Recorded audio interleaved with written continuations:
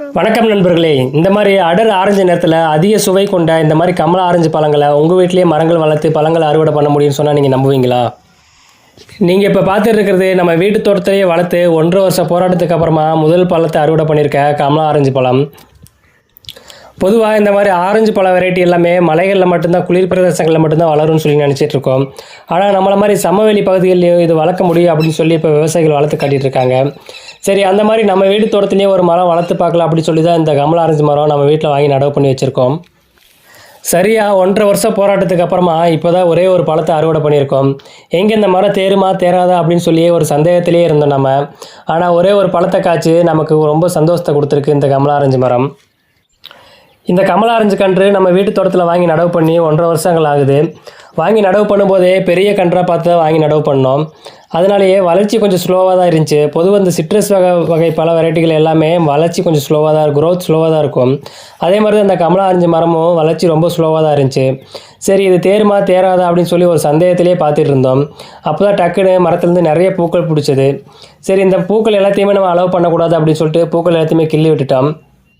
ஏன்னா இப்போயே பூக்கள் பெருசாக இருக்க விட்டோம்னா மரத்தோட வளர்ச்சி பாதிக்கும் அப்படிங்கிறக்காக பூக்கள் எல்லாத்தையுமே கிள்ளி விட்டுட்டோம். அதுக்கப்புறமா கொஞ்சம் மரம் பெருசாச்சு. அடுத்த செட்டாக பூக்கள் வரும்போது சரி இந்த தடவை ஒரு 4-5 பிஞ்சுகள் விட்டு பார்க்கலாம் அப்படின்ட்டு ஒரு 4-5 பூக்கள் மட்டும் அலோவ் பண்ணியிருந்தோம். அந்த பூக்கள் எல்லாமே பிஞ்சுகளாக மாறி அந்த பிஞ்சுகள் எல்லாமே கொட்டிருச்சு. அதில் ஒரே ஒரு பிஞ்சு மட்டும் தான் நின்றுச்சு. அந்த பிஞ்சு தான் இப்போ நீங்கள் பழமாக பார்த்துட்ருக்கீங்க. இந்த கன்றை வாங்கிட்டு வரும்போது நம்ம நாட்டு கமலா ஆரஞ்சு மரம் அப்படின்னு சொல்லி தான் நம்ம கொடுத்தாங்க. ஆனால் இந்த பழத்தோட சேஃபை பார்க்கும்போது நமக்கு சைனீஸ் ஆரஞ்சு மாதிரி தெரியுது. இருந்தாலும் பழத்தோட சுவை பார்க்கும்போது ஆரஞ்சு பழ சுவையில் தான் இருக்குது. ஏன்னா சைனீஸ் ஆரஞ்சு வந்து கொஞ்சம் புளிப்புத்தன்மை கொண்டதாக இருக்கும். இந்த கமலா ஆரஞ்சு கன்று நம்ம நர்சரியில் வாங்கிட்டு வரும்போது இது நாட்டு கமலா ஆரஞ்சு மரம் அப்படின்னு சொல்லி தான் நமக்கு கொடுத்தாங்க. ஆனால் பழத்தோட கலரை பார்க்கும்போது இது சைனீஸ் ஆரஞ்சு மாதிரியே தெரிஞ்சுது நமக்கு. இருந்தாலும் அந்த பழத்தை நம்ம பறித்து சாப்பிட்டு பார்க்கும்போது இது ஆரஞ்சு பழ டேஸ்ட் அப்படின்னு நமக்கு கிடைச்சது. ஒருவேளை இந்த பழத்தை நம்ம மரத்துலேயும் நல்லா பழுக்க விட்டதுனால அந்த பழம் இந்த கலரில் இருக்க நம்ம தெரியல. ஆனால் சதைப்பற்று மேலே தோல் வந்து பார்த்திங்கன்னா நமக்கு ரொம்ப மெலிசாக தான் இருக்கும். லைட்டாக விரலில் வச்சு நம்ம பிக்கும் போதே சதைப்பற்று தோல் லேசாக தான் இருக்குது நமக்கு உரிக்கிறதுக்கு.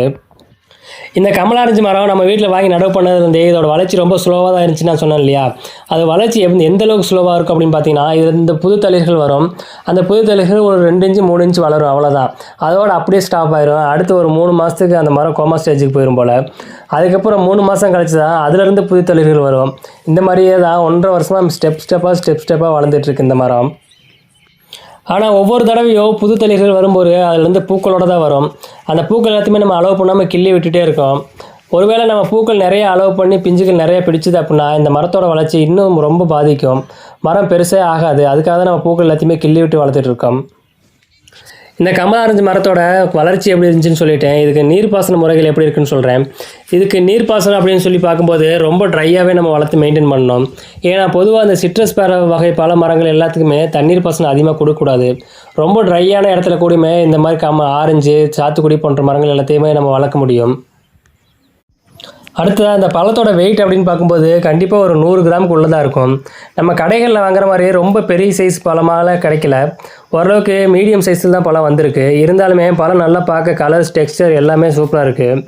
அந்த பழத்தோட வெயிட் தாங்காமல் அந்த காம்பு பெண்டாக இருக்கிறத நீங்கள் பார்க்க முடியும் பாருங்களேன். இந்த பழத்தை மரத்துலேயே இவ்வளோ தூரம் பழுக்க வைக்கிறதுக்கு என் பசங்கள்கிட்ட நான் பட்ட பாடு எனக்கு மட்டும் தான் தெரியும். ஏன்னா ஒவ்வொரு தடவை தோட்டத்துக்குள்ளே வரும்போது இங்கே பறிச்சிருவாங்களோ பார்த்து வளர்த்து கொண்டு வர வேண்டியதாக இருந்துச்சு. உங்கள் வீட்லேயும் கொஞ்சமாக ஒரு இடம் இருந்துச்சுன்னா இந்த மாதிரி ஒரு ஆரஞ்சு மரம் வாங்கி வைங்க. கண்டிப்பாக பழங்களை அறுவடை பண்ண முடியும். ஆனால் கடைகளில் கிடைக்கிற மாதிரியே ரொம்ப பெரிய சைஸில் நிறைய பழங்கள் அறுவடை பண்ண முடியுமா அப்படின்னு கேட்டால் அது கொஞ்சம் சந்தேகம்தான். அதுக்கு பல வருஷங்கள் எடுத்துக்கலாம். கிட்டத்தட்ட ஒரு 4-5 வருஷங்களுக்கு மேலே ஆனால் தான் அந்த மாதிரி பழங்கள் நம்ம அறுவடை பண்ண முடியும். ஏன்னா அந்த ஒரு ஆரஞ்சு பழத்துக்கே 1.5 வருஷமாக நான் பட்ட போராட்டம் எனக்கு மட்டும் தான் தெரியும். அந்தளவுக்கு கொஞ்சம் சிரமமாக தான் இருக்குது இந்த ஆரஞ்சு மரத்தை வளர்த்து கொண்டு வரது. சிரமம் அப்படிங்கிறது நம்ம ரொம்ப பராமரிப்பு பண்ணி கொண்டு வர வேண்டியதில்லை. அது வளர்கிறதுக்கு க்ரோத் ரொம்ப ஸ்லோவாக தான் இருக்கும். அது வரைக்கும் நம்ம வெயிட் பண்ணி வளர்த்து கொண்டு வரணும். அதுதான் ஒரு பெரிய பிரச்சனை. அது மட்டும் இல்லாமல் இந்த மாதிரி ஆரஞ்சு மரங்கள் நீங்கள் வாங்கும்போது கிராஃப்டிங் பண்ண ஆரஞ்சு பிளான்ட் பார்த்து வாங்குங்க.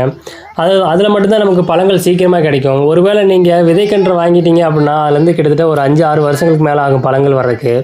அதனால் முடிஞ்ச அளவுக்கு கிராஃப்டிங் கன்றுகளை வாங்கி நடவு பண்ணுங்கள். அதாவது ஒட்டுக்கன்றுகளை தேர்வு செய்யுங்க. அப்போ தான் நமக்கு பழங்கள் சீக்கிரமாக அறுவடை பண்ண முடியும். சரி, அடுத்து அந்த பழத்தை நம்ம அறுவடை பண்ணிடலாம். அந்த பழத்தை கட் பண்ணி அதோட சுவை எப்படி இருக்குன்னு சொல்லி பார்க்கலாம் வாங்க. 1.5 வருஷத்துக்கு போராட்டத்துக்கான பலனை இப்போ தான் நம்ம கையில் அனுபவிக்க போகிறோம்.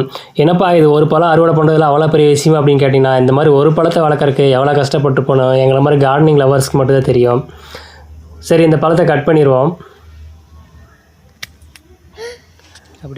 பழம் பாருங்கள் எப்படி சேஃபாக கரெக்டாக ரவுண்டாக இருக்குது பார்த்தீங்களா?